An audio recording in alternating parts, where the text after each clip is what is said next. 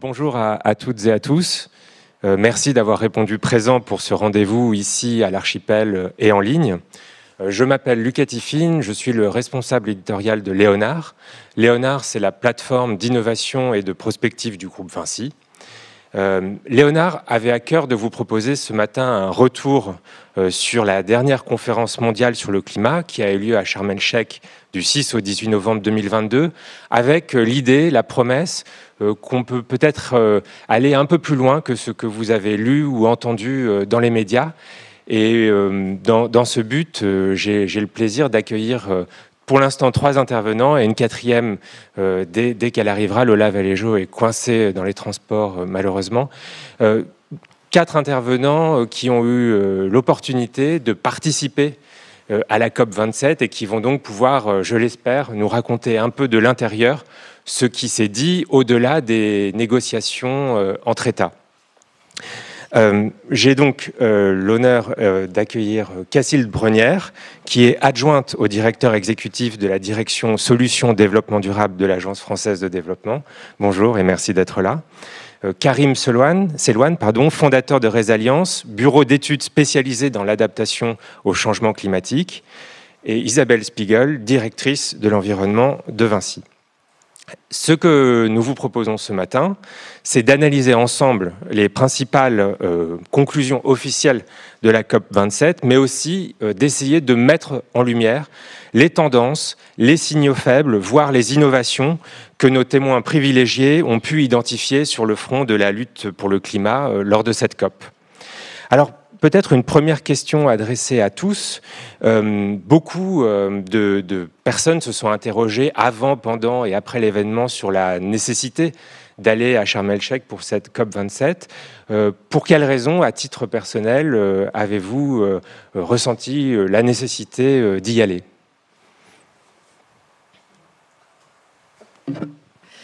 Bon, allez, je vais démarrer parce que vous êtes tous Vinci, donc je vais vous expliquer pourquoi Vinci a décidé d'aller à la COP27 pour la première fois. Je pense que depuis quelques années, donc c'est pas nouveau les COP, ça fait c'est la numéro 27, donc il y en a chaque année.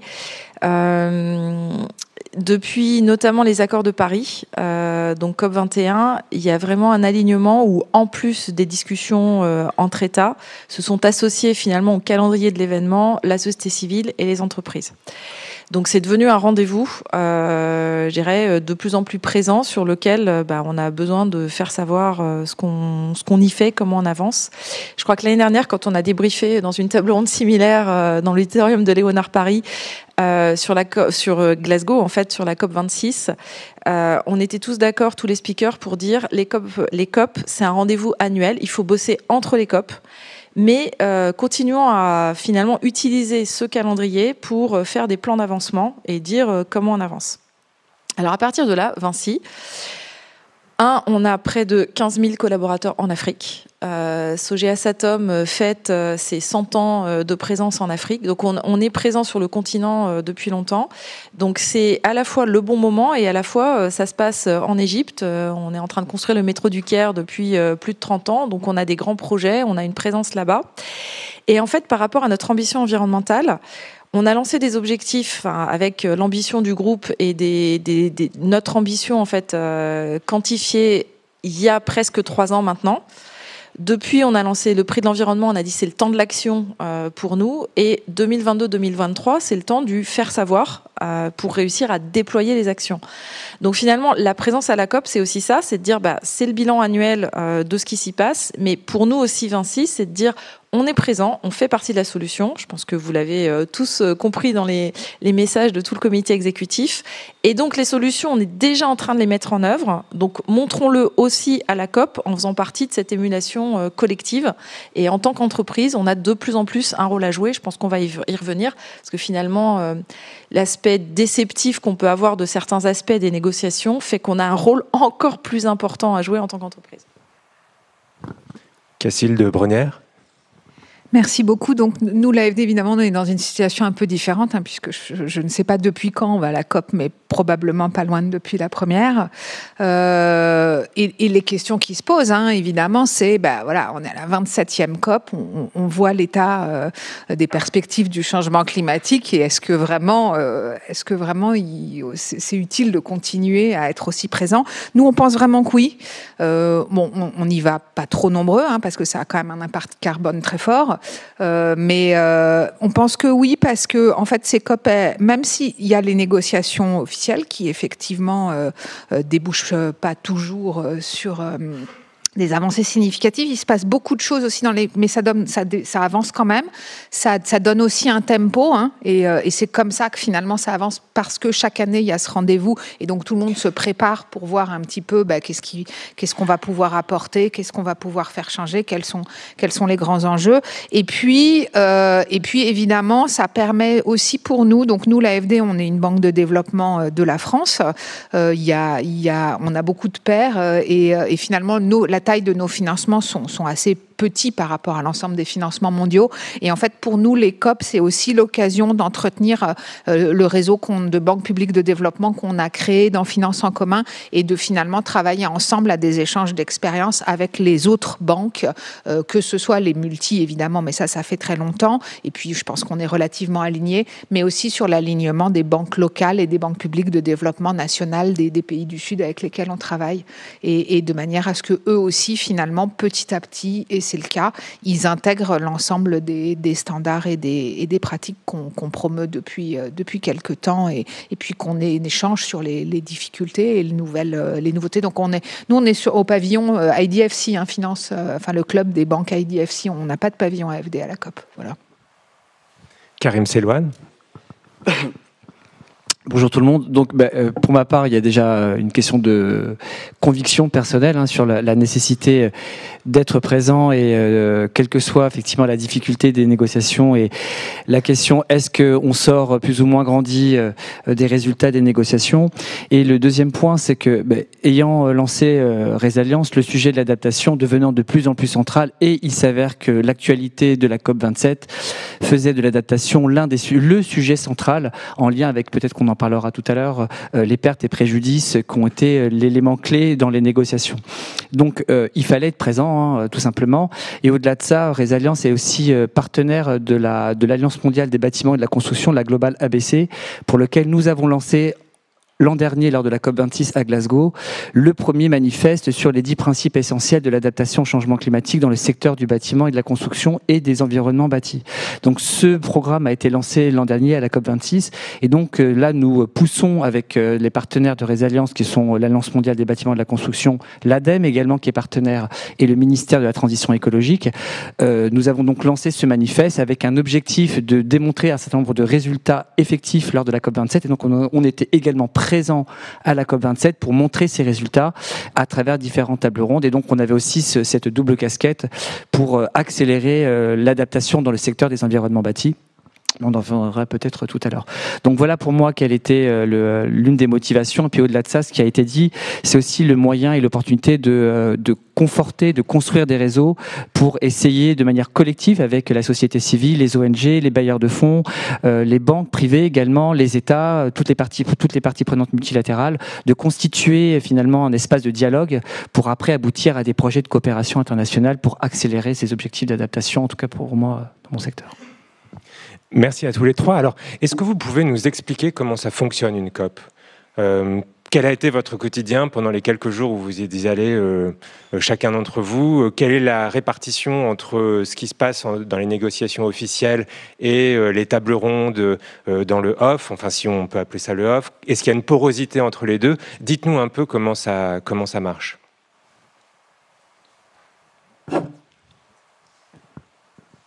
Donc moi, à titre personnel, j'étais plus sur. Enfin, donc évidemment, il y a la partie des salles des négociations officielles où il y a dans l'équipe France donc les membres du gouvernement et les négociateurs de l'équipe France avec qui nous à l'AFD on est en contact, en tout cas dans toute la préparation de la COP et même au moment de la COP presque quotidiennement.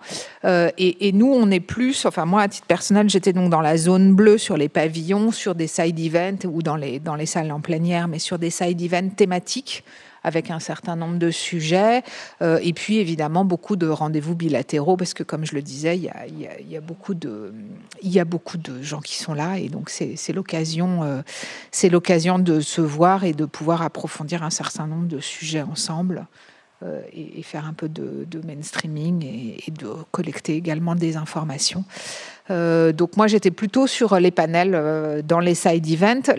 Donc moi j'étais là-bas la deuxième semaine qui était la semaine thématique. La première semaine c'était notre direction générale qui représentait l'AFD et donc notre directeur général il a été y compris dans les panels de très haut niveau avec les chefs d'État donc nous on était aussi beaucoup avec des ministres, etc. Voilà. Alors nous, on a fait le choix aussi de faire un tir groupé, c'est-à-dire d'essayer de sécuriser des prises de parole dans des panels pour faire savoir ce que vous développez chacun en termes de solutions environnementales dans le groupe. Donc j'y suis allée la deuxième semaine également sur 3 grosses journées. Et je dirais que pour sécuriser d'abord, donc on a financé une partie du pavillon de la Global Alliance for Building and Construction. Donc ça, c'était pour être sûr d'avoir un point d'ancrage, effectivement, donc dans les side events, et avec une table ronde qu'on a complètement montée nous-mêmes. Et on a travaillé pour avoir des prises de parole, effectivement, également dans le pavillon France. Je crois que j'en ai eu 3, avec une qui a été présentée en introduction par Agnès Pannier-Runacher, une où on avait le ministre des Transports égyptien qui était là pour ouvrir, donc ça m'a permis de parler du métro du Caire devant le donneur d'ordre. Donc effectivement, c'est ça, c'est des prises de parole qu'on sécurise. Il y a d'autres opportunités quand on est sur place, parce qu'en fait, il y a beaucoup de choses qui se passent aussi en dernière minute ou d'opportunités où il y a des changements d'intervenants ici et là. Et beaucoup de rendez-vous, effectivement, bilatéraux, certains pris à l'avance, certains pris sur le fait. Donc, en fait, moi, j'ai eu 3 jours, mais absolument complets. Et avant 9h du matin, à tard le soir avec dîner, etc., pour être dans cette émulation, dans cette question de perception d'où on en est, comment on avance, comment on tisse des relations, comment on va plus loin ensemble. Et finalement, après, j'ai eu la chance d'avoir aussi un débrief des négociations avec Stéphane Crouzat, qui est l'ambassadeur France du climat, qui nous a fait un point d'étape quelques jours avant la clôture des négociations. Donc c'est ultra intense. On a cherché avec la direction de la communication un événement un peu marquant mondial sur l'environnement où on pouvait faire valoir ce qu'on fait chez Vinci. Et finalement, je crois qu'on l'a trouvé avec la COP, parce qu'effectivement, les side events, le off justement, est loin d'être off. Je pense a pris une ampleur aussi assez considérable et c'est vraiment là qu'on était. Merci Isabelle. Donc moi j'étais présent pendant les 2 semaines parce que j'y suis allé à titre de 3 casquettes. Il y avait effectivement au nom de Résilience, au nom de co-chair de l'Alliance mondiale pour les bâtiments et la construction et aussi pour la mission adaptation de la Commission européenne. Et donc dans ces 3 mandats, il y avait un alignement sur les 10 principes essentiels de l'adaptation en fait qui sont consignés par ces 3 entités. Et donc cet objet ce manifeste a fait l'objet d'une discussion auprès de différentes tables rondes, que ce soit avec des parties prenantes publiques-privées ou que ce soit également avec des États. Et notamment, je ferai part d'un événement important qui avait été lancé par l'UNFCCC, qui est l'organisme qui organise officiellement les COP. C'était un espace de dialogue pour notamment essayer de mettre en place un espace de discussion sur une feuille de route pour accompagner les États insulaires à l'adaptation au changement climatique sur le paradigme des pertes et dommages justement, et de voir comment est-ce qu'un certain nombre d'États insulaires pouvaient témoigner sur l'urgence et même des fois sur l'impossibilité d'avoir un plan B vis-à-vis du changement climatique, et comment est-ce que des parties prenantes privées pouvaient essayer de discuter avec elles pour trouver des solutions de cofinancement ou d'établissement de stratégies à adopter. Donc voilà quel a été à peu près mon rôle durant ces 2 semaines. Cacile de Brognière, vous vouliez ajouter un mot ? D'accord. Bonjour Lola Valéjo, merci d'avoir réussi à nous rejoindre. En résumé, je demandais à nos autres intervenants d'abord la raison pour laquelle ils étaient allés à la COP et ensuite comment ça fonctionnait. Peut-être que vous pouvez dire rapidement ce qu'il en est pour vous et puis ensuite on entre dans le cœur du sujet. Vous êtes experte du suivi des négociations climat internationales. Est-ce que vous pouvez nous présenter ce qui vous semble être les principales conclusions de cette COP ? Merci beaucoup de l'invitation et mes plus sincères excuses pour le retard. Il ne faudrait jamais quitter son vélo. Je suis directrice climat de l'IDRI, l'Institut du développement durable et des relations internationales, et on est un think tank qui travaille donc sur les sujets environnementaux au sens large, qui dans beaucoup de cas se joue dans une arène internationale parce qu'on parle de problèmes mondiaux. Donc mon rôle à la COP, c'était en partie de valoriser nos publications, nos travaux et de voir nos partenaires scientifiques et institutionnels. Et aussi de suivre les négociations parce qu'on a aussi ce rôle de décryptage justement. Et si je devais essayer de sortir les 2-3 points majeurs de ce qui s'est joué à cette COP, moi, une image que j'aime bien utiliser, c'est que il y a toujours plusieurs sujets dans ces négociations internationales. L'enjeu majeur, c'est comment est-ce qu'on va éviter les effets dangereux du changement climatique et donc pour ça, arriver à réduire fortement nos émissions. Donc discuter de à quel rythme, comment est-ce qu'on s'y prend, qui doit faire le premier pas. Il y a aussi des questions d'adaptation, c'est-à-dire comment on se prépare aux impacts du changement climatique. C'est sur quoi Resalliance travaille notamment. Et il y a aussi, comme on est dans un cadre international, un énorme enjeu de solidarité, c'est-à-dire que on n'est pas tous égaux face à ce défi. On a des capacités différentes et on a aussi des responsabilités différentes. Alors, c'est un vieux principe de ces négociations internationales, la responsabilité commune mais différenciée. Et je dirais que c'est vraiment ce principe qui a été au cœur de la COP27. L'année dernière, à la COP26 à Glasgow, on était à un moment où on a beaucoup parlé d'atténuation, de comment est-ce qu'on réduit les émissions. Pourquoi ? Parce que l'accord de Paris, qui est l'accord cadre de ces négociations internationales en 2015, il a un mécanisme de relèvement de l'ambition. C'est-à-dire que tous les 5 ans, on doit sauter une marche et on demande à tous les pays signataires de relever leurs engagements. Et ça, c'était l'échéance qui était vraiment au cœur de l'année dernière. Donc on a énormément parlé de comment réduire les émissions, qui fait quels efforts, comment est-ce qu'on peut avancer au niveau sectoriel. Là, l'année d'après, on était une COP sur le continent africain, dans un contexte de crise, donc après évidemment la crise du Covid qui avait aussi marqué le sommet précédent, mais aussi une crise des prix de l'énergie et l'inflation généralisée notamment sur les denrées alimentaires, qui faisait que les priorités du continent africain en particulier étaient très fortement représentées, notamment les enjeux de solidarité autour des questions de finances et autour des questions de responsabilité historique. Pour faire très court, la tonne de CO2, elle a une longue durée de vie dans l'atmosphère. Donc le réchauffement climatique qu'on voit déjà aujourd'hui, parce qu'il ne faut pas parler du réchauffement climatique au futur, on y est déjà, on a déjà gagné plus de 1 degré par rapport à l'ère pré-industrielle. Et ça veut dire des événements extrêmes plus sévères et plus fréquents dans beaucoup de pays, notamment des pays qui ont très peu contribué à une part très faible en fait de ce réchauffement actuel. Et cette question-là, c'est ce qu'on appelle les pertes et préjudices, c'est-à-dire le mot compensation est tabou. Pourtant, pour l'expliquer clairement, c'est un peu ça qu'il y a derrière. C'est-à-dire, nous, on a très peu contribué au problème, on est en première vague des impacts, donc il faut que vous nous aidiez, quelque part, à y faire face, au titre de votre responsabilité. La discussion, elle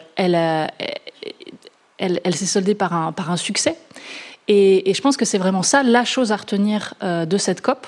C'est à la fois une énorme victoire pour les pays du Sud, au sens large, et pour la société civile qui s'est très fortement mobilisée sur cette question de justice climatique. Et puis ça ancre aussi le fait que, quelque part, on acte le fait qu'on a échoué à réduire nos émissions assez rapidement et que, quelque part, on est en train d'ouvrir un troisième pan de l'action climatique. C'est plus juste réduire les émissions, s'adapter aux impacts, mais il y a aussi cet effet de comment est-ce qu'on aide les pays qui ont très peu contribué à faire face aux impacts déjà réalisés du changement climatique. Quelque part, c'est aussi un aveu d'échec collectif, le fait de devoir prendre au sérieux cette question. Mais étant donné la multiplicité des crises, c'était impossible de la mettre sous le tapis. Très concrètement, pour l'instant, on s'est mis d'accord pour créer un fonds sans vraiment de garantie sur qui va l'abonder, combien, etc. Une chose intéressante, c'est que l'Union européenne et les États-Unis, qui évidemment étaient aux premières loges pour cet accord, demandé depuis des années par de nombreux pays, ont fait volte-face, l'Union européenne en particulier, en disant « Nous, on veut bien participer à ce genre de fonds, mais il faut que ce soit en priorité pour les pays les plus vulnérables, notamment les petites îles dont vous avez parlé, et il faut qu'on ait une base large de contribution. C'est-à-dire on ne peut pas compter uniquement sur les finances publiques des pays industrialisés. Il faut aussi, et que d'autres pays qui sont traditionnellement considérés comme des pays en développement contribuent. Ça, c'est extrêmement sensible politiquement. Donc on pense beaucoup à la Chine parce que c'est le premier émetteur mondial depuis 2005, même si par habitant, et aussi en termes de développement humain, la Chine n'est pas forcément le pays qui devrait contribuer en premier. On pourrait penser à d'autres pays comme la Corée du Sud, Singapour, qui ont en fait un niveau de vie bien plus élevé. Et aussi l'autre question, c'est est-ce qu'on ne regarderait pas du côté du secteur privé ? Et c'est aussi une sorte de tabou à nouveau qui est tombé à cette COP. Il y a eu beaucoup de tabous qui sont tombés. Et l'Union européenne a parlé d'une taxe sur l'aviation, d'une taxe sur le secteur maritime et d'une taxe sur les carburants fossiles. C'est amusant parce que c'est des sortes de vieilles anciennes dans le mouvement environnemental. On parle depuis très longtemps d'avoir une taxe sur les fossiles. On n'a jamais les conditions politiques pour. C'est la première fois qu'un responsable européen de haut niveau, donc Frans Timmermans, vice-président de la Commission, reprend à son compte cette idée, cette proposition. Si on ajoute à ça que le secrétaire général de l'ONU avait aussi appelé à faire une taxe sur les fossiles pour faire face aux pertes et préjudices, et qu'en Europe, on est en train de parler de plus en plus frontalement d'une taxe sur les profits indus du secteur de l'énergie, c'est vraiment une idée qui a le vent en poupe. Et voilà, donc ça c'est vraiment le point majeur que je voudrais que vous reteniez, c'est cette idée de justice climatique qui a été très centrale. Évidemment, l'autre pendant moins reluisant, c'est que les pertes et dommages, il y a deux faces de la médaille, c'est-à-dire qu'il faut avoir de la justice climatique et compenser financièrement, mais il y a aussi évidemment la nécessité de réduire fortement les émissions. Parce que si on ne réduit pas fortement les émissions maintenant, et si on ne maintient pas la pression, on aura des pertes beaucoup plus élevées à l'avenir. Et là, en une phrase, le bilan est un peu moins reluisant parce qu'on a surtout la continuation des signaux politiques envoyés l'année dernière et pas de grosses avancées. On a cru à un moment qu'on aurait un message pour la première fois dans les négociations internationales pour appeler à réduire les carburants fossiles. L'année dernière, on a parlé uniquement de la baisse du charbon, qui est l'énergie de choix de grands pays émergents, notamment la Chine et l'Inde. Mais cette année, on a essayé de parler des carburants fossiles, c'est-à-dire pétrole et gaz. Et ça a été bloqué. Ça a été bloqué par des grands pays comme la Russie, l'Arabie Saoudite, l'Iran, notamment, qui dépendent fortement de ces carburants-là. De façon assez étonnante, les États-Unis, premier producteur mondial, étaient partants pour avoir ce texte-là. Donc c'est un signal qu'il faudra essayer d'avoir à la prochaine COP. Mais aussi se rappeler que ça envoie des signaux politiques, mais finalement les vraies avancées, elles se font au niveau de l'avancée des politiques domestiques. Donc on pourra en parler un peu plus si vous voulez. Merci beaucoup Lola Valéjo. Atténuation, adaptation, pertes et dommages. Je vous propose qu'on reprenne peut-être ces trois sujets en donnant des éclairages complémentaires. Et puis j'aimerais aussi vous donner la parole à la fois ici dans la salle et en ligne. Donc préparez vos questions. On va laisser une large place à la possibilité que vous puissiez intervenir. Sur le sujet de l'atténuation, peut-être Isabelle Spiegel, quand on préparait cette rencontre, vous me disiez que finalement les pays s'alignent sur les objectifs, mais peut-être pas sur la méthode pour y parvenir, et que c'est ce qui bloque actuellement. Est-ce que vous pouvez peut-être développer un peu ce point ? Oui, moi je pense que ce qui m'a marqué aussi dans l'ambiance de la COP, c'est d'abord qu'on prend un bain de culture différente, donc ça fait du bien d'avoir un peu une remise à zéro en se disant il n'y a pas que ce qui se passe en Europe avec une prise de conscience, avec les médias qui parlent de la COP. Donc on replonge dans les différences des points de départ qui sont totalement différents parce que il y a de l'Afrique, il y a des pays pétroliers qui sont là, qui sont présents, etc. Mais le côté positif, c'est que tout le monde parle le même jargon climatique. 1,5 degré, net zéro carbone, adaptation et atténuation. Et donc, il y a quand même là des milliers de personnes qui sont d'accord sur l'objectif à atteindre. Alors, on n'avance pas toujours assez vite dans les négociations au final et les accords, mais il y a des milliers de personnes qui sont d'accord sur l'objectif à atteindre, mais qui partent de points de départ tellement différents qu'en fait, nécessairement, les plans d'action à mettre en œuvre sont pas les mêmes. Et donc, ce qui m'a marqué, c'est effectivement de parler avec certains produits pétroliers, enfin producteurs effectivement de pétrole, qui disent nous, on mise tout sur la capture et le stockage du carbone. Donc en fait, ils imaginent pouvoir continuer à émettre en fait et à exploiter leurs ressources naturelles qui sont fossiles, mais en misant sur d'autres technologies pour aller aspirer le carbone, enfin le CO2 dans l'atmosphère et le stocker. C'est trop tard pour ça c'est mon avis individuel, c'est-à-dire il le faudra en complément, mais on peut pas se contenter de cette vision-là des choses. Mais je crois que c'est intéressant et le fait effectivement qu'il y a un petit côté déceptif, mais je pense qu'on l'aura toujours dans les COP, c'est-à-dire qu'il faut pas s'attendre à ce que les COP révolutionnent les choses. Je les appelle très souvent comme le plus petit dénominateur commun. C'est un processus qui doit continuer à se faire et qui va quelque part permettre de mettre la base dans tous les pays du monde au minimum, d'année en année avec des petits progrès. Cette COP-là, elle marque quand même le fait que, effectivement, il y a un peu un sentiment d'échec sur l'atténuation parce qu'on est en train déjà de parler de comment on s'adapte et comment je finance l'adaptation.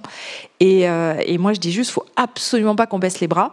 Et sur l'atténuation, on a un vrai rôle. Et donc, si les États, si les plans d'action n'arrivent pas à s'aligner, on a un rôle encore plus important pour les entreprises privées. On va pas être tout seul, mais on a un rôle d'influence assez forte. Et c'est là-dessus qu'il faut qu'on redouble aussi de solutions pour effectivement démontrer qu'on est dans l'adaptation.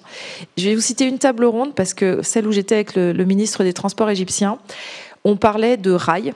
Donc principalement de mettre en place des métros, donc du transport en commun et du transport ferré, qui sont mieux que d'autres moteurs et donc décarbonés en soi ou en partie bas carbone. J'étais la seule dans la table ronde à dire, y compris dans l'étape de construction, on peut diviser en fait les émissions. Donc j'ai cité le 50% qui est un objectif contractuel de High Speed 2. J'ai expliqué qu'on mettait du béton bas carbone. Alors c'est modeste, c'est pas énorme, mais sur le métro du Caire. Mais en fait, je me suis dit, il y a plein d'interlocuteurs qui en sont pas encore là, mais dans le monde, c'est pas que la vision française. Et nous, on est marqué dedans. Mais en fait, il faut aussi faire savoir qu'on est capable de faire pas seulement des projets qui sont directement dans le bon secteur, mais qu'on va appliquer des critères qui permettent effectivement de démultiplier les solutions qu'on a pour réduire cet impact. Cacile de Brenière, la transition, enfin l'atténuation, c'est une question environnementale, mais c'est peut-être aussi une question sociale. Qu'est-ce qu'on peut dire sur cet enjeu de l'évolution des modèles de société, notamment celles fondées sur les énergies fossiles, qui le sont encore toutes, mais qu'est-ce que vous avez relevé à ce sujet ? Nous, donc, on l'a, ça a été beaucoup dit par Lola. Ces COP de plus en plus mettent en avant les questions de la finance et de la finance nord-sud. Et donc, nous, évidemment, en tant que bailleurs de développement, on est en première ligne sur ces sujets. Et c'est depuis Glasgow. Donc, il y a eu effectivement assez peu d'avancées sur la thématique de l'atténuation à cette COP, mais il s'est quand même passé des choses en marge de la COP. Je le citerai.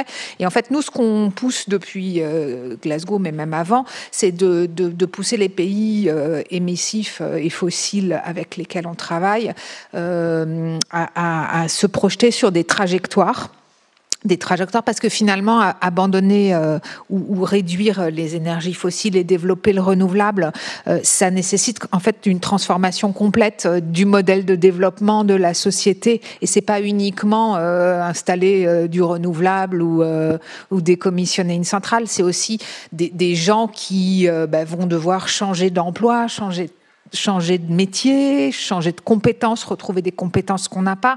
C'est aussi finalement des gens qui avant étaient bien lotis et qui vont se retrouver plus en difficulté, qui vont perdre leurs emplois. Et donc on accompagne en fait ces ces réflexions, d'ailleurs avec l'IDRI en partie, on finance ce qu'on appelle des Deep Decarbonation Pathways dans un certain nombre de pays et qui donc regardent d'un point de vue d'ensemble, d'un point de vue économique, d'un point de vue évidemment transition énergétique, mais aussi d'un point de vue social, tout ce qu'on pourrait faire et comment y arriver. Et ensuite, ça peut émerger. Alors, on en a eu une qui est sortie à Glasgow sur des grands programme qui s'appelle Just Energy Transition Partnership.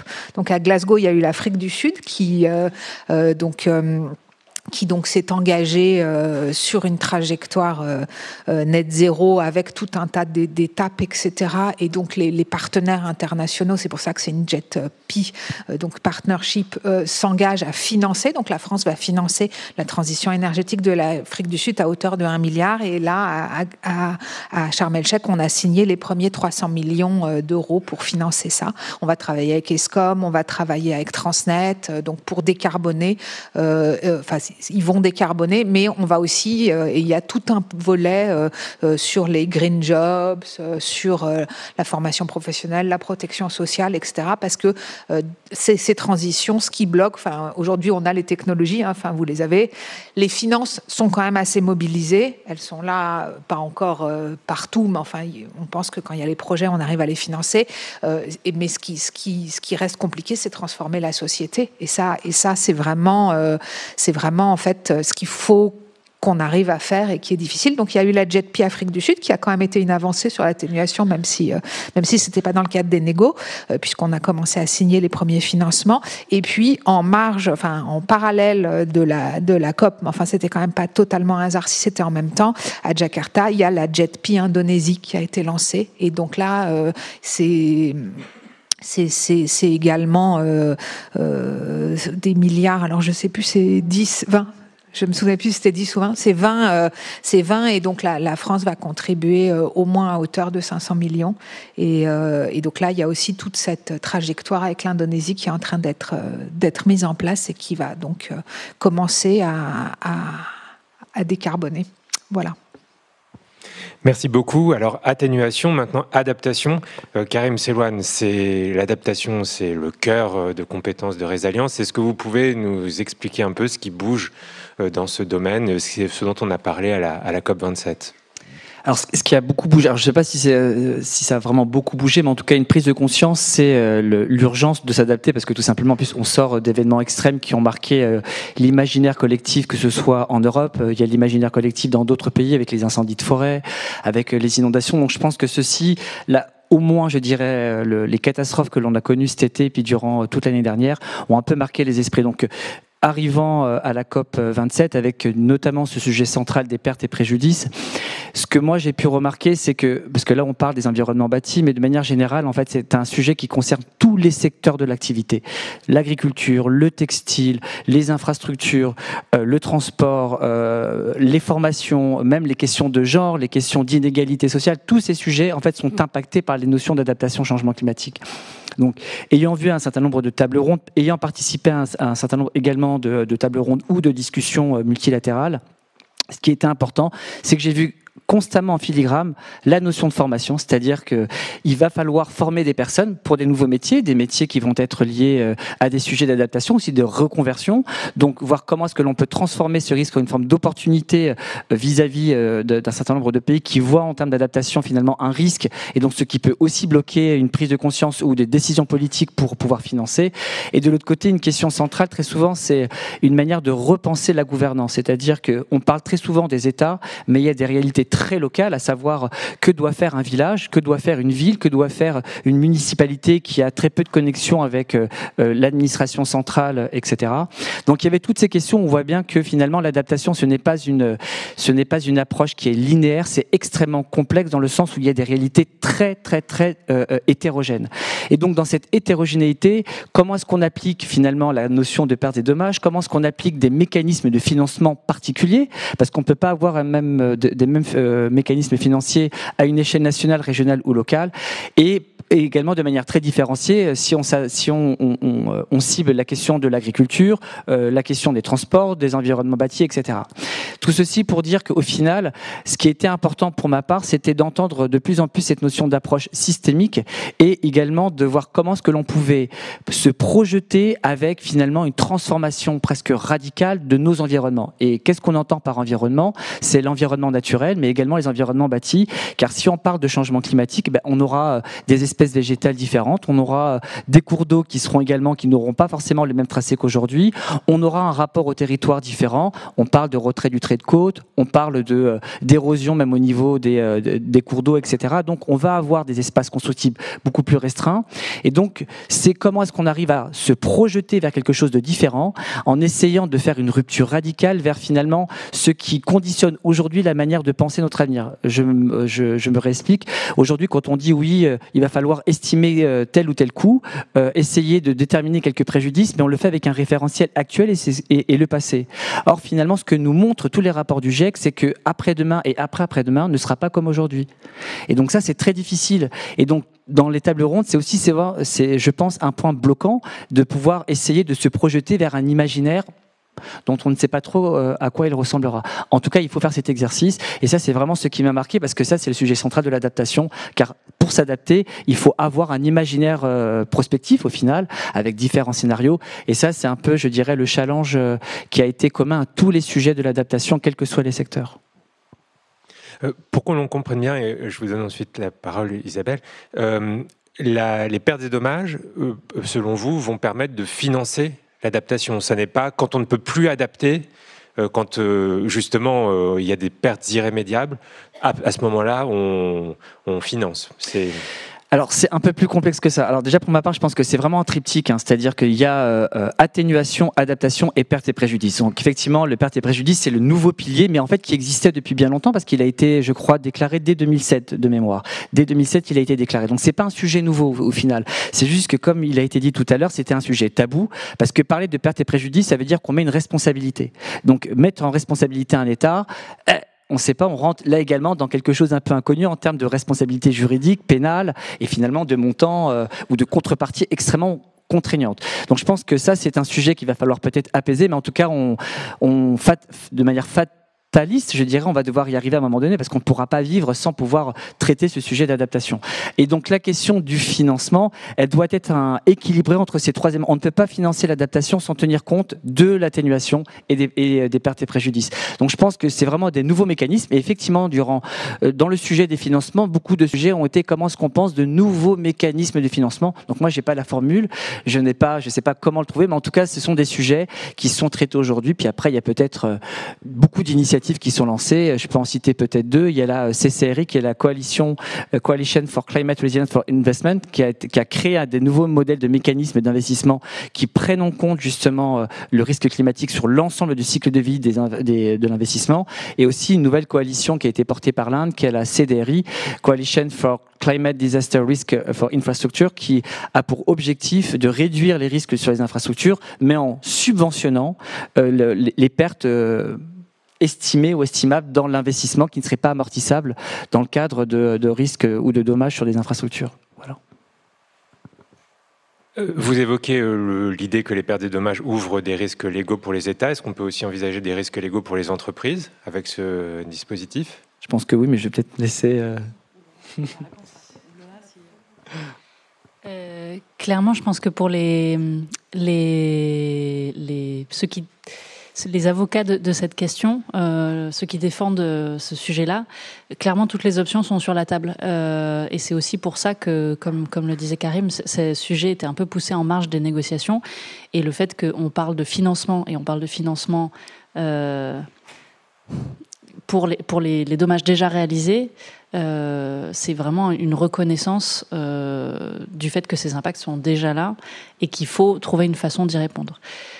Depuis le début de la prise en compte de ce thème, on arrivait un petit peu à noyer le poisson parce qu'on peut dire les pertes et dommages, il faut les éviter, les minimiser et y faire face. Avert, minimize and address en anglais. Et l'éviter, les pertes et dommages, ça peut vouloir dire investir dans l'atténuation. Si je réduis mes émissions, j'ai des effets, des aléas moins importants. Minimiser, ça peut vouloir dire investir dans l'adaptation. Ça veut dire je me prépare, donc finalement j'ai des dommages moins importants quand l'impact se réalise. Et finalement, on est après des années un peu d'atermoiement et de louvoiement autour du nœud dur de la question. Là, on a parlé à cette COP-là de comment est-ce qu'on fait face aux impacts réalisés, c'est-à-dire ce à quoi on ne peut plus s'adapter. Et ça a été beaucoup aidé par notamment le GIEC qui a dit on a des limites dures à l'adaptation, c'est-à-dire on a des limites souples. Si on investit plus dans l'adaptation, on va mieux se préparer aux impacts. Néanmoins, il y a une limite au-delà de laquelle on ne peut plus faire face et on est condamné quelque part à avoir des dommages, qu'ils soient économiques, non économiques. Ça peut être lié à des événements extrêmes, ça peut être lié à des événements graduels, comme la montée du niveau de la mer. Et pour répondre à la question posée, clairement, toutes les options sont sur la table, à la fois via les tribunaux et via les mécanismes institutionnels ONU. Et notamment les États très actifs sur ce sujet, c'est Tuvalu et Vanuatu qui essayent de déjà mettre sur pied des sortes de task force d'avocats pour réfléchir à comment est-ce qu'on va réussir à trouver un angle juridique pour aller aux tribunaux avec cette question-là, en essayant de se mettre dans le cadre de différentes conventions. C'est aussi pour ça que le langage sur cette question est particulièrement regardé de près par une armée de lawyers, notamment américains, qui font très attention à ces questions de risque et de liability en anglais,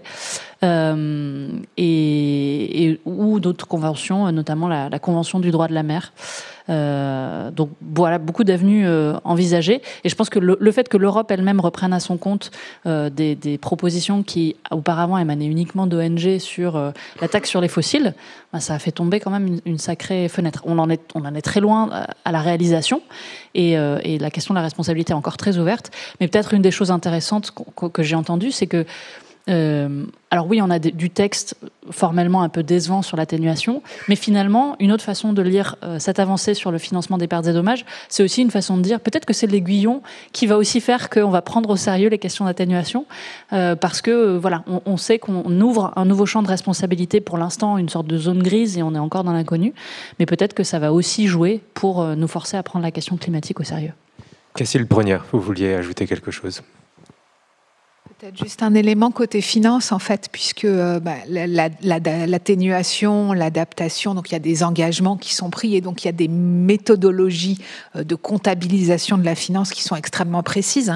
Par exemple, sur les 100 milliards atténuation qui doivent être atteints d'ici 2025 et qui devaient être atteints avant et qui ne l'ont pas été, qui est d'ailleurs un des leviers en fait qui a fait qu'on est un peu obligé, on a été un peu obligé de faire volte-face, comme tu dis, sur les pertes et préjudices, parce que effectivement les financements étaient pas complètement au rendez-vous, même si ceux de la France y étaient, je dois le dire. Donc il y a une taxonomie très précise sur l'atténuation, sur l'adaptation. Il y a des méthodes également extrêmement précises. C'est pas vraiment une taxonomie. Sur les pertes et préjudices, pour l'instant, c'est tout à construire. Il y a néanmoins déjà, pour vous donner quand même quelques éléments, des choses dont on sait que ça contribuera. Donc nous, ce qu'on compte déjà, c'est tout ce qui est système d'alerte. Ça, c'est très clairement pertes et préjudices. Tous les systèmes en cas de crue, d'inondation, etc., d'alerte, etc., et enfin voilà, les systèmes d'alerte. Il y a également beaucoup de... Nous, ce qu'on fait aussi, c'est des programmes et des prêts de contingence qu'on appelle, qui sont des choses où en fait c'est un peu des dédommagements, comme les catastrophes naturelles en France, où en fait on met en place un financement qui va se décaisser si un événement exceptionnel lié au changement climatique arrive. Et donc ça, il y a toute une taxonomie d'événements, etc. Donc ça c'est dedans aussi. Il y a montée du niveau de la mer, ouragan, enfin tout un tas de choses. Et puis il y a également, et on est en train de beaucoup travailler là-dessus, mais c'est pas encore complètement opérationnel, tout un tas de systèmes où on travaille avec les assurances en fait, pour que les assurances commencent à développer des nouveaux outils pour assurer les récoltes, etc., au sud, et que nous, donc, on peut financer une partie d'abord du développement de ces outils, et puis après sur un certain nombre de projets de dédommagement. Voilà.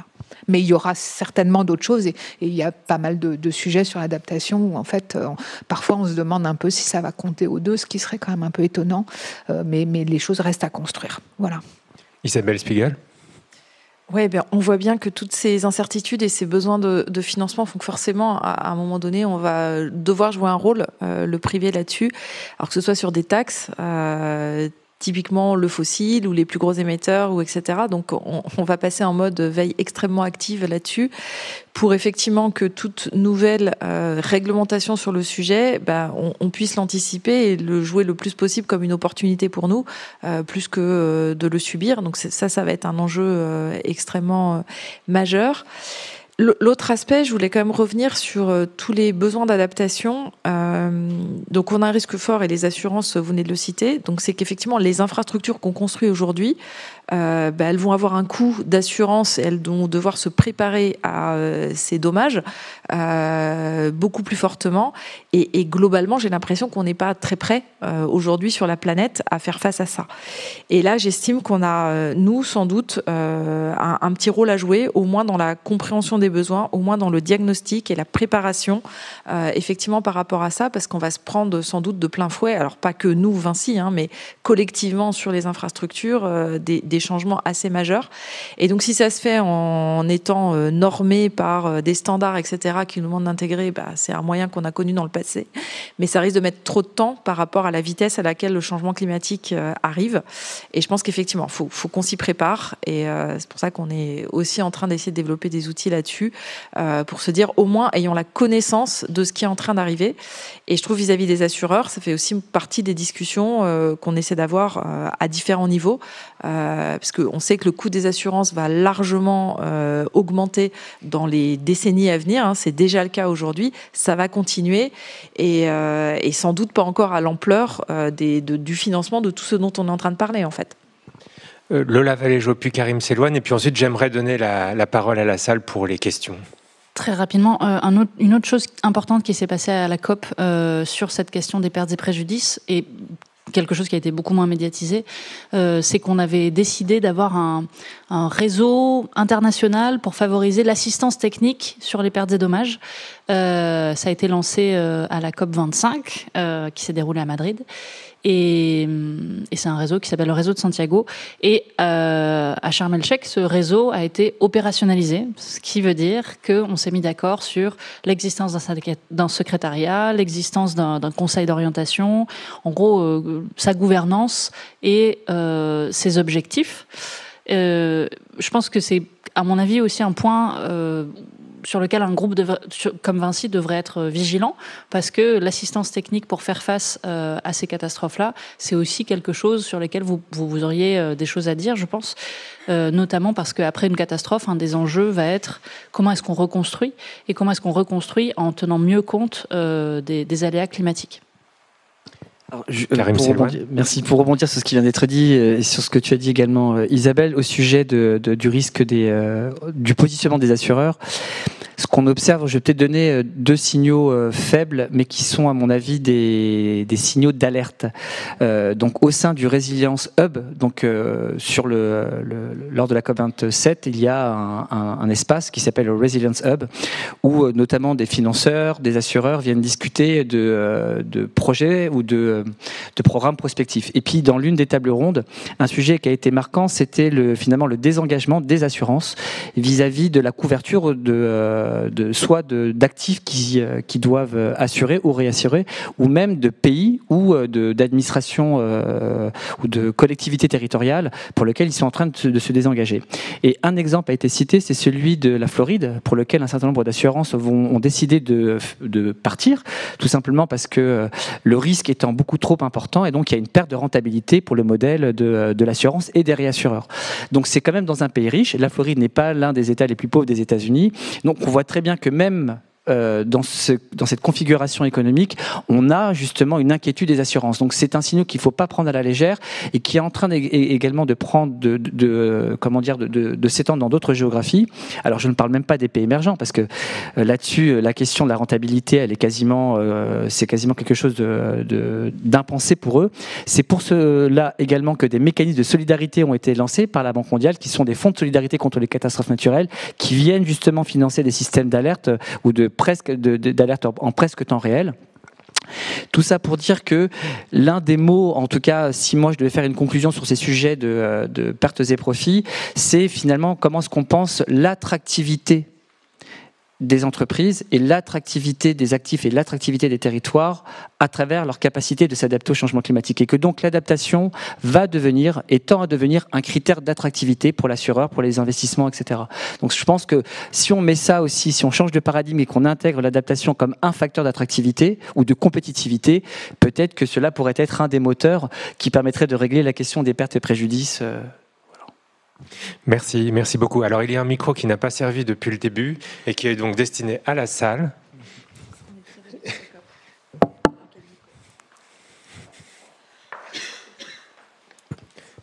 Est-ce que vous avez des questions ou des remarques qui peuvent alimenter la discussion de ce matin? Oui, merci.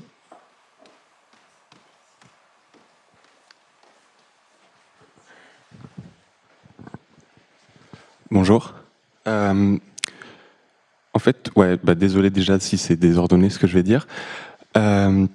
C'est la COP27, donc la 27e fois qu'il y a des pays qui se réunissent pour parler de l'action climatique. Et l'impression qu'on a, c'est quand même à chaque COP, la situation est pire qu'à la COP précédente. C'est important de continuer d'en parler, mais qu'il n'y a pas d'amélioration complètement notable. On a comme référence la COP de Paris en 2015. Et depuis, la France a été condamnée pour inaction climatique. L'Australie continue depuis le protocole de Kyoto de profiter de crédits qui font qu'elle ne prend pas d'engagement. La Chine, qui produit la moitié du charbon mondial, continue de battre chaque année ses records de production et de consommation. Du coup, ça a fait un petit peu un tableau sombre, mais réel. Et on en est à bout de 27 COP, toujours au stade où apparemment les énergies fossiles ne sont pas complètement condamnées, qu'on parle que du charbon.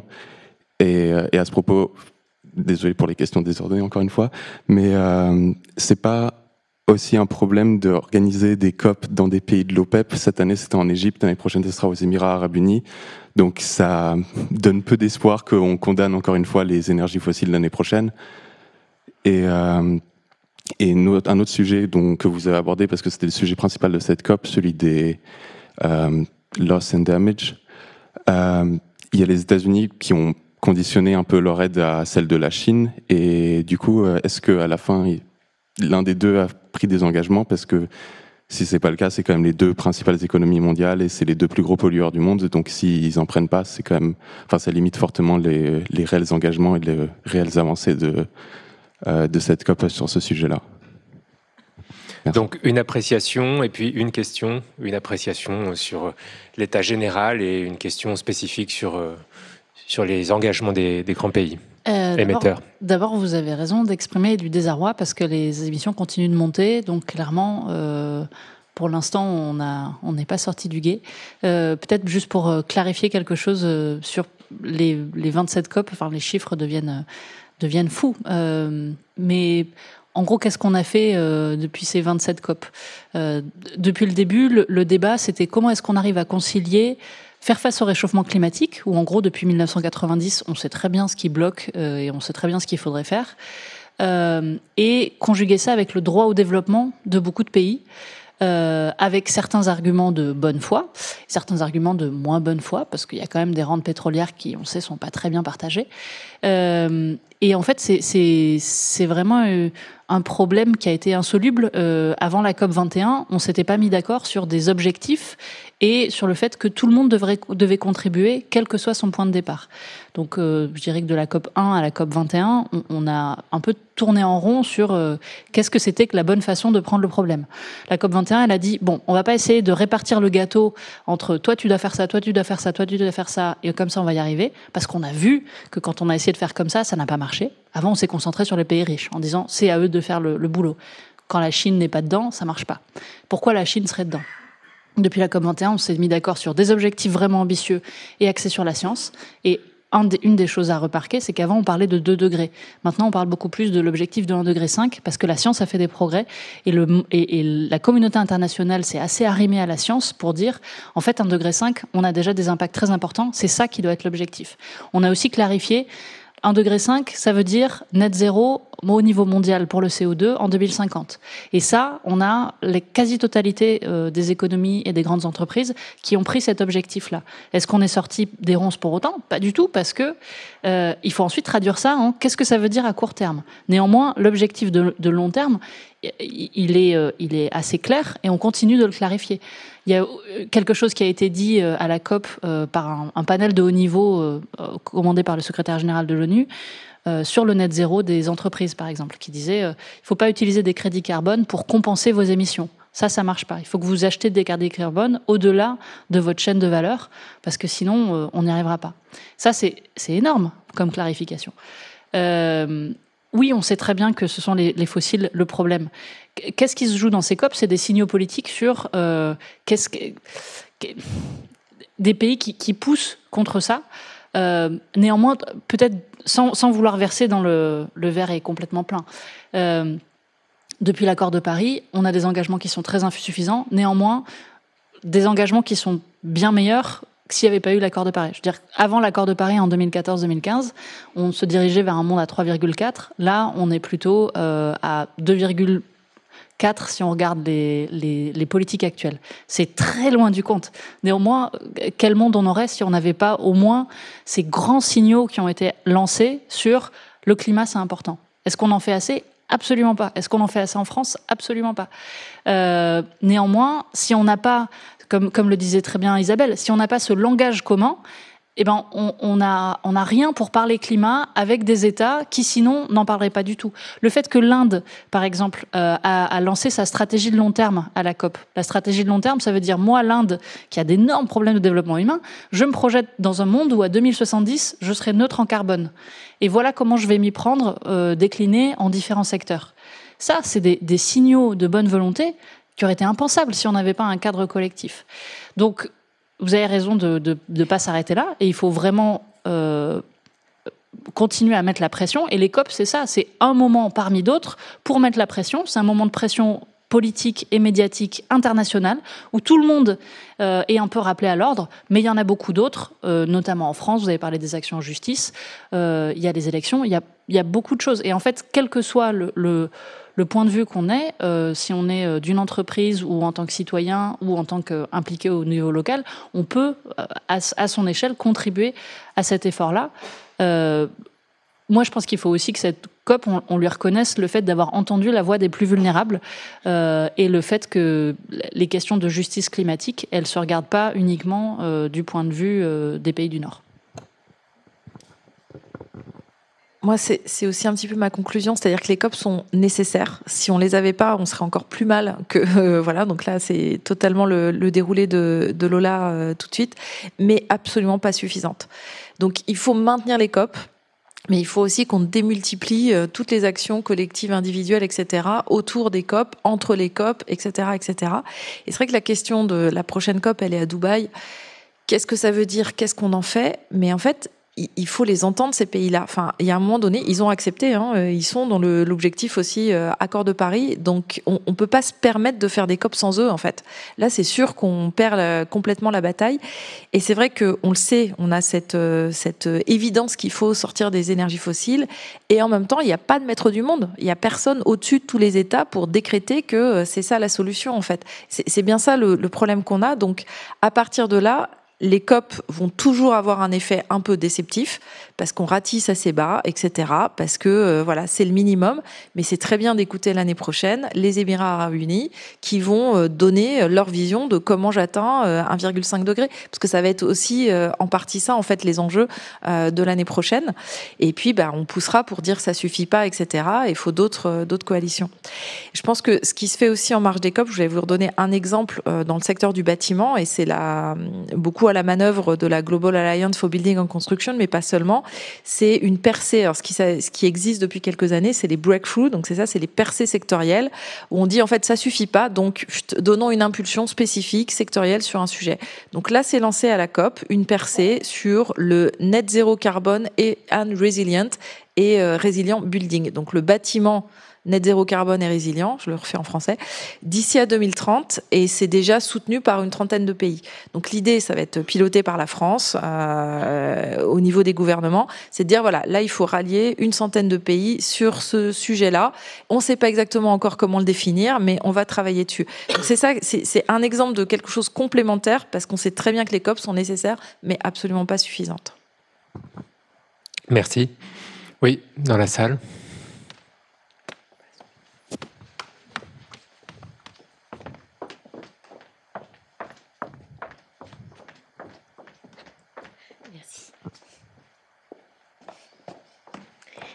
Bonjour. Alors, merci beaucoup parce que ça donne un peu d'espoir de vous entendre quand même.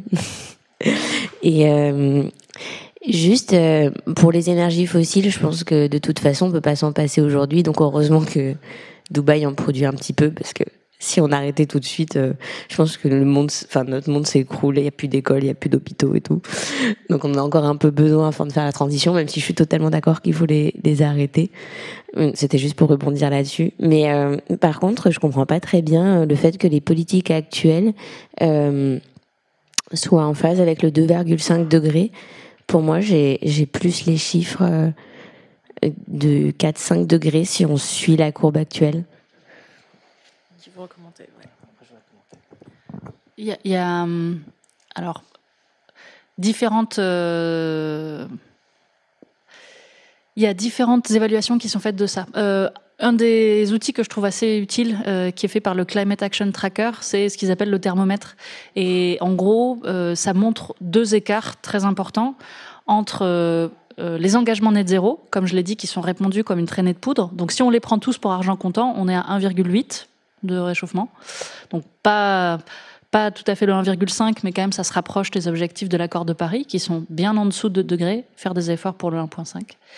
Si on regarde les engagements à 2030, on est plutôt à 2,3, 2,4. Donc là encore, c'est des engagements qui étaient bien moins ambitieux avant l'accord de Paris et qui, depuis l'année dernière et cette année, sont un peu plus ambitieux. On est encore très loin de ce qu'il faudrait faire.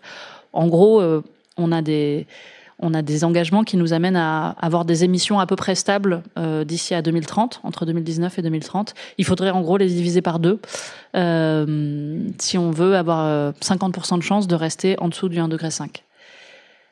Avant l'accord de Paris, ces émissions, elles augmentaient comme ça. Donc là, on est là, et il faudrait qu'on soit là. Le deuxième écart, et à mon avis le plus inquiétant, c'est pas juste les engagements des États de réduire leurs émissions à 2030, c'est aussi quelles politiques ils ont mis en œuvre pour tenir leurs engagements de court terme. Et là, il y a un deuxième écart, où si on prend ça comme référence, on est plutôt à 2,7, mettons. Donc ça se rapproche de, peut-être pas les 4 ou 5 degrés, mais ça s'en rapproche.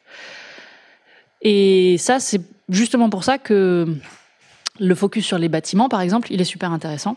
Les bâtiments, c'est un enjeu qui est clé pour les questions de résilience, pour les questions de développement humain et aussi pour les questions d'émissions de CO2. Notamment, on a vu que c'était quand même un secteur très très porteur avec la guerre en Ukraine, où on essayait de sortir très très rapidement du gaz russe. Si on avait tenu nos engagements du Grenelle de l'environnement en termes de rénovation des bâtiments, on n'aurait plus besoin déjà cette année de gaz russe. Donc ça montre l'importance de vraiment développer les politiques et d'investir massivement. On a investi massivement dans le bouclier tarifaire qui en fait conduit à subventionner des énergies fossiles et on n'investit pas du tout le même montant, on investit 20 fois moins dans réduire notre dépendance aux fossiles. Donc en fait on a des politiques très court-termistes. Karim Selouane, vous vouliez réagir également. Oui, je voulais rebondir sur la valeur du plus 1, 5, 2, 2, 7, voire 3 ou plus 3. Je pense qu'il faut faire, il y a peut-être là un schisme qui se crée entre finalement les différents modèles prédictifs qui sont développés par la communauté du GIEC et puis les points d'objectifs d'augmentation de la température globale établis ou définis ou acceptés par les politiques publiques. Je m'explique. Quand on parle effectivement, si on regarde la science, on a même des scénarios qui vont à plus de 3,5 degrés. Parce qu'il y a des phénomènes en fait qui sont, je pense que c'est assez complexe, mais quand on regarde le mécanisme du dérèglement climatique, il y a des phénomènes d'inertie qui sont plus ou moins rapides, plus ou moins lentes, et il y a ce qu'on appelle des phénomènes de forçage. Et dans ces phénomènes de forçage, on sait qu'on a des systèmes qui sont en train de se dérégler, qui sont quasiment même irréversibles. Dont un, c'est la fonte des glaciers. On sait qu'on est arrivé à un peak point finalement sur lequel l'irréversibilité est quasiment assurée. Et qu'est-ce que ça signifie? Ça veut dire qu'on aura moins d'espace blanc sur la surface du globe, donc moins de phénomènes d'albédo, donc une accélération de la surchauffe à l'échelle planétaire. Et donc ça, on ne sait pas du tout comment ça peut se propager par la suite. Ce que l'on sait, c'est que c'est quasiment délétère pour le climat. Donc si on regarde ce mécanisme-là, on peut être extrêmement dépressif, je pense, parce que c'est catastrophique. Quand on regarde l'ensemble des rapports, il faut juste regarder les rapports qui ont été publiés jusqu'au printemps dernier. Et donc, c'est vrai que de temps en temps, on est un peu dubitatif quand on regarde les objectifs de plus 1 ou de 1 plus 1,5 degré ou plus 2,5 degrés. Et quand on regarde mathématiquement l'ensemble des modèles, dont certains établissent des objectifs pas des objectifs, mais en tout cas une augmentation à plus 3, voire plus 4 degrés.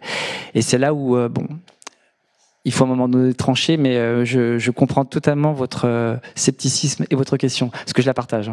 Peut-être qu'il faut juste dans la communication dire qu'actuellement on est sur une trajectoire de 3, 4, 5 degrés, mais qu'on a des objectifs pour atteindre en 2030 un 2,3. Mais en fait, c'est peut-être un peu dangereux de dire qu'on y est déjà, quoi. Puis il faut pas garder le 2,3 comme... Enfin, c'est pas un point de référence très utile. Ce qu'il faut faire, c'est garder le 1,5 comme référence. Moi, j'y crois plus du tout. Ah, c'est une vraie question. Il y a une sorte de gros backlash contre cet objectif-là. Une couverture de The Economist notamment et Scientist Rebellion, qui était beaucoup de scientifiques qui disaient il faut qu'on soit clair sur on tiendra pas le 1,5. Je comprends le désarroi. Je veux juste noter deux choses. La tribune, elle part du principe que si on abandonne le 1,5, et ben comme ça, on peut se préparer aux 2 degrés et ça remet un coup de boost dans le fait qu'il faut réduire nos émissions, s'adapter et aussi être solidaire avec les autres pays. Moi, je suis pas sûre que si on acte le 2 degrés, ça va pas tout d'un coup relâcher beaucoup la pression et sur la sortie des fossiles et sur le fait qu'il faut réduire très rapidement les émissions. On voit que déjà, avec des engagements très ambitieux, il y a beaucoup de tours de passe-passe qui sont faits, beaucoup d'entreprises qui comptent sur le CCS pour continuer comme avant. Je suis pas sûre que CCS, c'est la deuxième fois qu'on le mentionne dans la table ronde. Juste en quelques mots. C'est la capture et le stockage de carbone. Schématiquement, ça veut dire qu'on va mettre une sorte d'aspirateur, alors soit dans l'air, soit à la cheminée d'une usine, pour prendre les gaz à effet de serre et les réinjecter dans une faille géologique, avec beaucoup de questions sur la faisabilité à grande échelle et la permanence aussi de ces stocks-là. C'est vraiment pas une magic bullet, c'est pas la solution miracle à tout. Juste un mot pour dire que si cette question vous intéresse, Léonard a consacré il y a quelques semaines une table ronde à cette question, alignée sur cette idée que voilà, on ne pourra compter dessus qu'en toute fin de stratégie, mais donc vous pouvez approfondir, ça se retrouve sur le site de Léonard. Mais Lola Valéjo, vous n'aviez pas fini votre raisonnement. La deuxième chose, c'est aussi de dire que ceux qui appellent à de toute façon c'est trop tard, faut aussi voir d'où ils viennent. Je pense que nous, quand on est dans des pays du Nord très confortables, avec beaucoup de problèmes d'inégalité, je dis pas qu'il n'y a pas de problème en France, ailleurs, etc. Faut aussi se comparer à ceux qui ont porté et réussi à inscrire cet objectif dans l'accord de Paris. C'est des petites îles vulnérables, c'est des pays qui sont aux premières loges du changement climatique. Et ces pays-là, ces scientifiques-là, on les entend pas dire il faut baisser les bras sur le 1,5. Parce que c'est une question beaucoup plus existentielle pour eux que pour nous. Et je pense que rien que pour ça, il faut aussi remettre leurs paroles au centre. Juste peut-être pour compléter, c'est que la question qui interroge l'écart entre les différents modèles prédictifs établis par le GIEC et puis les objectifs politiques pose la question de l'adaptation, parce que derrière, c'est quel scénario on utilise. Et donc, quelle est la ligne prospective qu'on va mettre en place, notamment quand on doit concevoir des infrastructures ou quand on doit concevoir des modèles d'investissement qui doivent être amortis, c'est-à-dire qui essayent d'être le moins dégradés possible en termes de valeur d'actifs vis-à-vis de différents scénarios climatiques versus les dommages qu'ils pourraient avoir en fonction de différents scénarios climatiques. Ça, c'est tout le challenge. Et donc, c'est pour ça que d'un côté, il y a des objectifs politiques et de l'autre côté, il y a des métriques scientifiques qui ne sont pas forcément alignées, mais à un moment donné, notamment pour la question des infrastructures, ça pose des questions techniques en termes de conception. Voilà. Cacile Dobrenière, vous vouliez compléter. Peut-être juste un mot aussi pour dire qu'en fait, c'est important de garder des objectifs ambitieux et que probablement, enfin c'est même certain, si on les avait pas eus, ce serait encore très nettement pire, comme le disait Lola. Il faut voir aussi qu'en fait, c'est ces objectifs qui font bouger, par exemple, tout le monde de la finance, et en particulier les banques publiques, mais pas que. Hein, et en réalité, en fait, petit à petit, il y a quand même des choses énormes qui se passent, hein, et on va de moins en moins être en capacité. Par exemple, il y a des choses. L'AFD l'année dernière a décidé d'arrêter de financer le gaz. Enfin, je veux dire, c'est quelque chose. Je pense il y a même 3 ans, on se disait on fera jamais ça.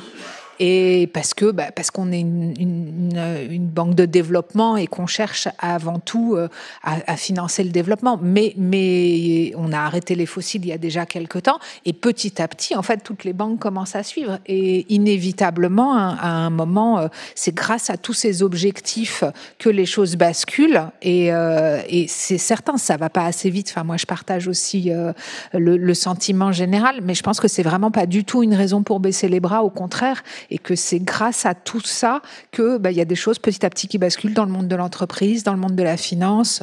Et puis effectivement, c'est sous l'impulsion des COP, mais pas que. Hein, et c'est aussi sous l'impulsion de l'opinion publique. Et il faut du coup vraiment garder cette pression, quoi. Tu me permets ? Oui, bien sûr, Isabelle. Moi, j'ai aussi envie de réagir en disant, quel que soit l'objectif, tout ça, on est un peu dans la théorie parce que voilà, on fait des sommes d'objectifs, etc. On essaie de projeter sur des températures, sur des concentrations de CO2, etc. Le gros message, et j'ai participé à une table ronde où c'était le privé prend des engagements et c'est ça qui influence les politiques publiques. J'étais pas la seule, on était 4.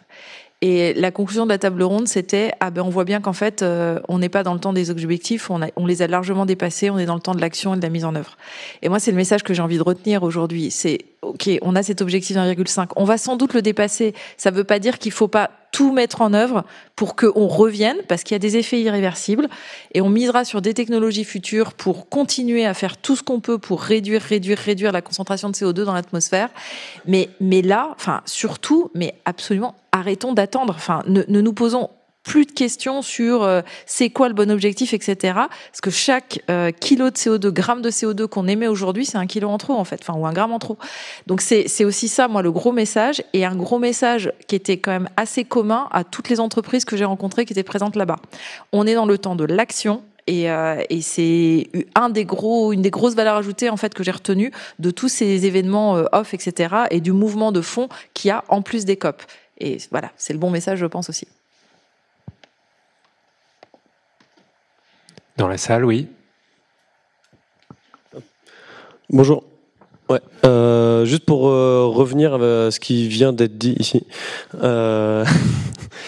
Juste au niveau des engagements, donc je pense qu'on est tous d'accord dans la salle qu'il faut commencer à bouger, sauf que les engagements, ça n'engage que ceux qui les prennent, et donc dans quelle mesure on peut suivre les États qui prennent des engagements et qui disent ok, très bien, on va essayer de viser cet objectif, mais on revient à la COP28, on se rend compte qu'au final il n'y a rien qui a été fait. Qu'est-ce qui se passe pour ces États? Et puis, si on redescend d'une échelle, qu'est-ce qui peut se passer pour les entreprises qui aussi disent bon, on va avoir cet objectif, essayer de mettre telles actions là-dessus, et puis on se rend compte qu'au final, rien n'a bougé. Qu'est-ce qui se passe? Moi, je répondais là sur les entreprises et je laisserai compléter peut-être Lola. Mais pour nous, c'est une question de crédibilité, en fait. On s'engage et la manière dont on a voulu le faire chez Vinci. Donc, on n'est pas sur un objectif 1,5 degré. On est sur un objectif bien en dessous de 2 degrés. On va tout faire, je vais pousser autant, compter sur vous, etc., pour essayer de le dépasser et d'aller plus loin que cet objectif-là.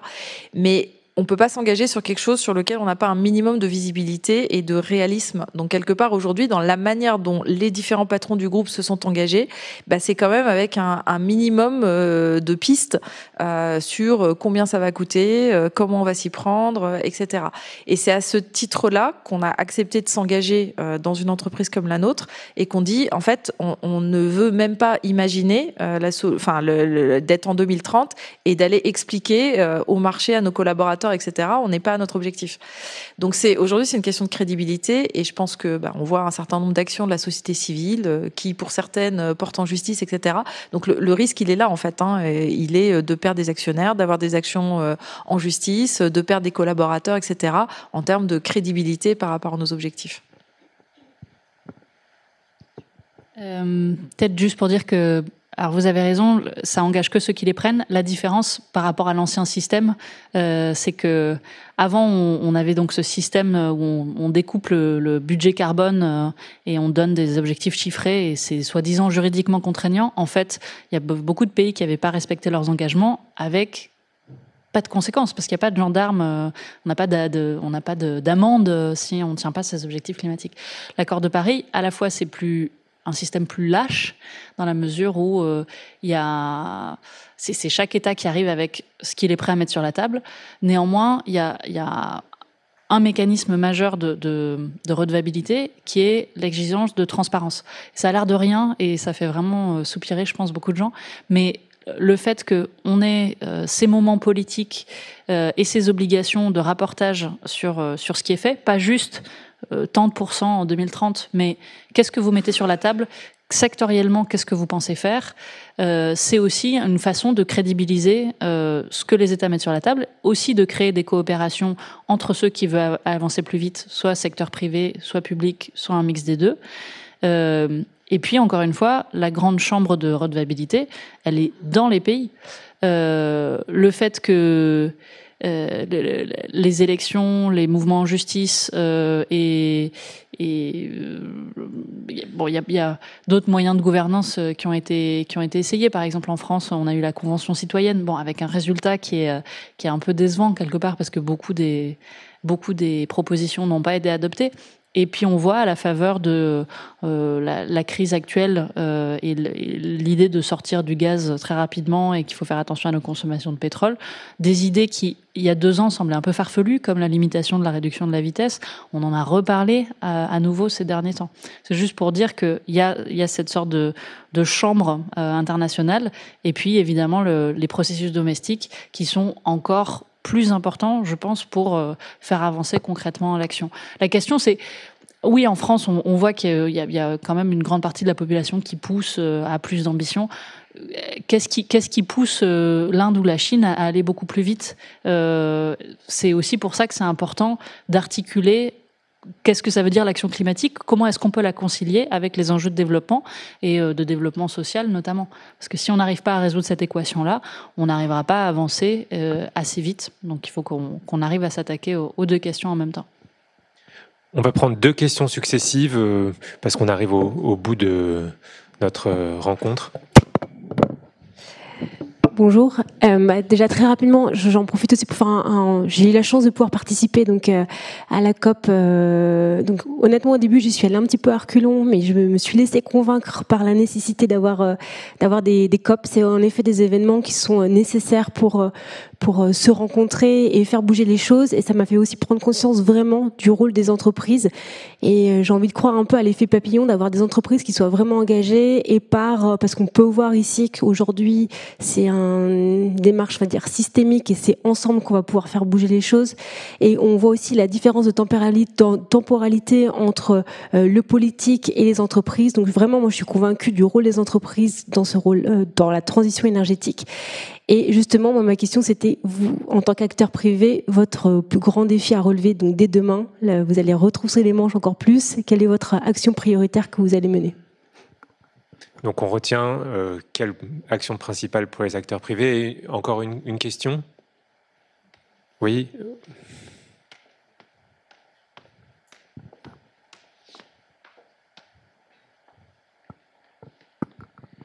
Alors, une question, c'est sur les pertes et préjudices. On a parlé de financement. Et est-ce qu'on pourrait être un peu plus spécifique pour voir un peu pour Vinci de quoi il s'agit ? Est-ce qu'on peut contribuer à quelque chose ? Je pense que les pertes et préjudices, on parle de beaucoup de choses, de soutien, je pense à l'agriculture, à l'assurance, je sais pas quoi. Mais est-ce qu'il y a des sujets, des activités sur lesquelles on pourrait contribuer et pour les rendre un peu plus lisibles pour nous, en fait, de quoi il s'agit ?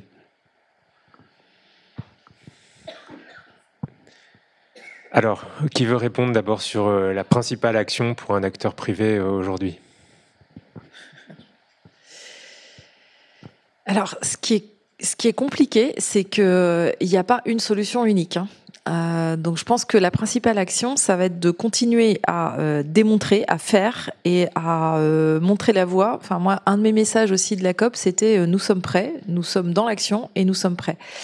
Et il il y a une table ronde, par exemple, qu'on a montée qui était sur le rôle de la construction dans la transition énergétique.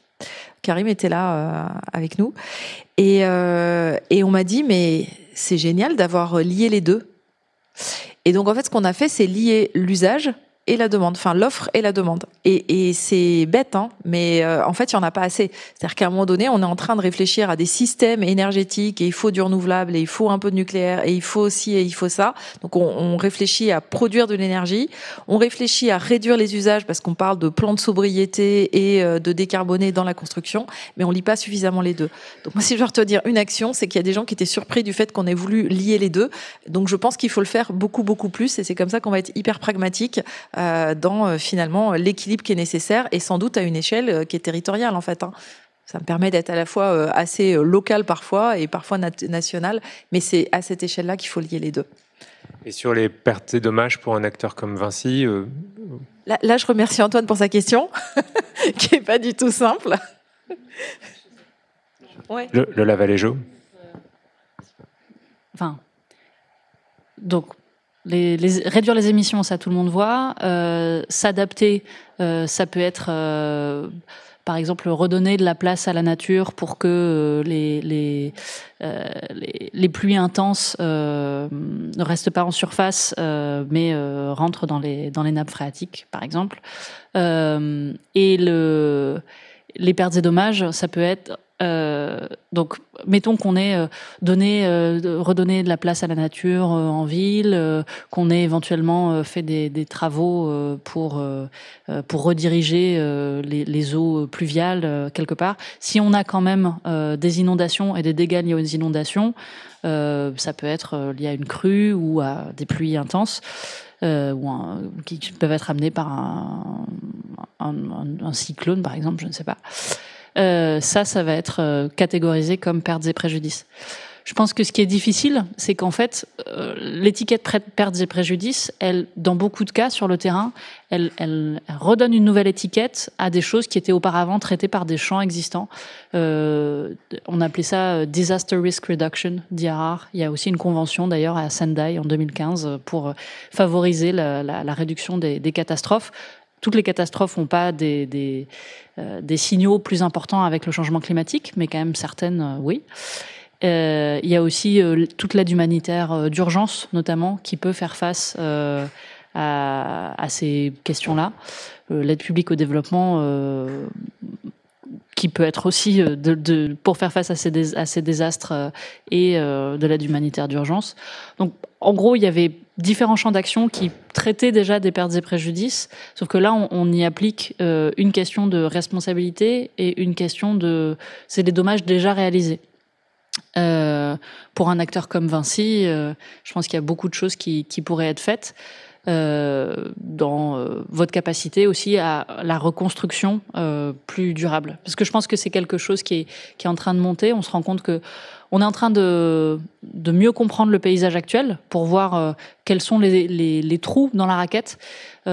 Moi, il me semble qu'une des choses qu'on maîtrise mal et sur lesquelles il y a insuffisamment de soutien, c'est les événements graduels liés au réchauffement climatique. C'est-à-dire à qui on s'adresse quand on a une infiltration saline des terres agricoles ou une élévation du niveau de la mer qui fait que petit à petit le territoire est grignoté. Il y a aussi peu de prise en compte des pertes non économiques. C'est-à-dire tout ce qui peut être lié aux biens culturels ou aux savoirs ancestraux dans beaucoup de pays.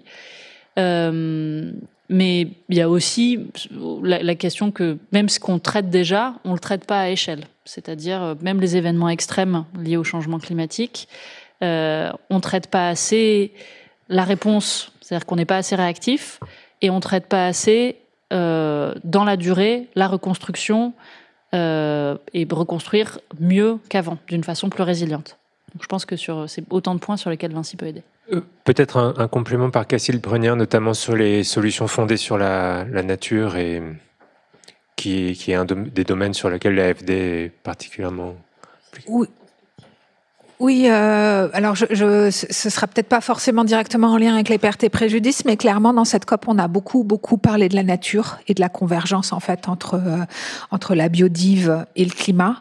Les scientifiques, l'UICN estime que 30% des solutions pour la réduction, des solutions efficientes économiquement pour la réduction des émissions de gaz à effet de serre pourraient être le fait de la nature, donc les forêts, les mangroves, etc.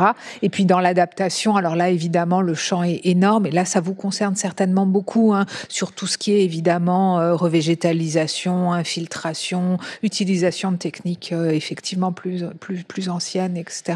Enfin, il y a sur l'eau, mais également bien sûr sur tous les sujets agricoles, protection, etc. Et donc ça, c'est vraiment un sujet qui est en train de monter, et parce qu'en plus, c'est des effets croisés où finalement, si le changement climatique, quand il arrive, devient trop important, on peut aussi avoir des solutions de maladaptation, puisqu'il y a une partie des espèces qui est en train de disparaître. Et c'est vraiment aujourd'hui deux problèmes qui doivent être regardés ensemble et qui peuvent à la fois ensemble tous les deux diverger et se nuire, mais aussi se servir. Et la nature est une des grandes solutions au changement climatique, et moi je suis persuadée que les entreprises comme vous peuvent certainement pousser beaucoup ça, et finalement c'est des solutions qui sont assez économiques, donc enfin, pourquoi construire des choses incroyables alors qu'on a des forêts et qu'on peut les protéger. Isabelle Spiegel. Et ce qui me permet de dire que simplement, enfin, chez Vinci et en particulier Léonard, il y a quand même un groupe de travail sur ces questions de résilience et d'adaptation qui existe depuis la genèse de Léonard. Donc ça fait 4-5 ans qu'on bosse sur le sujet, qu'on est en train de redynamiser, mais justement sur ces différentes stratégies d'adaptation. En se disant, il y a de la protection, donc on va faire des digues, etc., pour prévenir les dommages liés à la montée des eaux, mais aussi la stratégie du Build Back Better. Donc en fait, j'accepte que tout soit détruit par le cyclone, mais voilà. Et donc à chaque fois, c'est nos métiers. Donc là, je suis ravie d'avoir les solutions fondées sur la nature, parce qu'en fait, aujourd'hui, enfin, hier ou il y a 2 jours, Eurovia a lancé au Salon des maires leur offre Révilo, qui est sur la nature en ville. Et quelque part, c'est des sujets sur lesquels on travaille depuis longtemps, qui sont en train de prendre, c'est-à-dire la résonance, on est en train de la voir parce qu'on est tous témoins sur la planète maintenant des conséquences du changement climatique. Donc ça, c'est des travaux qu'on va continuer. Il n'y a pas encore assez de portée, je dirais, et de résonance et de demande des donneurs d'ordre en direct, mais la bonne nouvelle, c'est que là encore, on commence à être prêt en fait. Mais il faut qu'on continue à se préparer, à démultiplier ces actions à tous les niveaux de ce qu'on peut faire pour donc réduire d'un côté et prévenir les conséquences du changement climatique de l'autre. Karim Seloane, en un mot, parce qu'il est déjà 10 heures passées, le contrat, c'est que voilà, chacun puisse continuer sa journée ensuite. Et pour les plus motivés, peut-être qu'on pourra continuer la conversation de manière informelle. Alors, c'était aussi pour répondre à la question d'Isabelle tout à l'heure, Isabelle Lambert, qui est, je crois, au-dessus. Pour ma part, ce qu'il faut retenir, c'est qu'on parle, en fait, tu as évoqué le sujet du développement durable, de la soutenabilité du développement. Ce que nous montre la question de la COP, c'est qu'il ne peut pas y avoir de soutenabilité de développement, quel qu'il soit, sans adaptation au changement climatique. C'est-à-dire que si on a un programme de soutenabilité, il peut être complètement mis à mal, détruit, parce qu'il y aurait une maladaptation, par exemple. Donc, d'où l'enjeu, et ça avait été évoqué notamment lors de notre table ronde en commun, Isabelle, qui est celui de toujours mettre en tandem, en binôme, adaptation et atténuation, les deux ensemble, pour garantir justement une forme de soutenabilité. Puis après, je conclurai, pour ma part, le risque zéro n'existe pas. Donc, il faut aussi accepter, il faut qu'il y ait une forme d'acceptance sociale sur la manière d'intégrer le risque, et notamment des risques futurs qu'on ne peut peut-être pas encore imaginer. Voilà.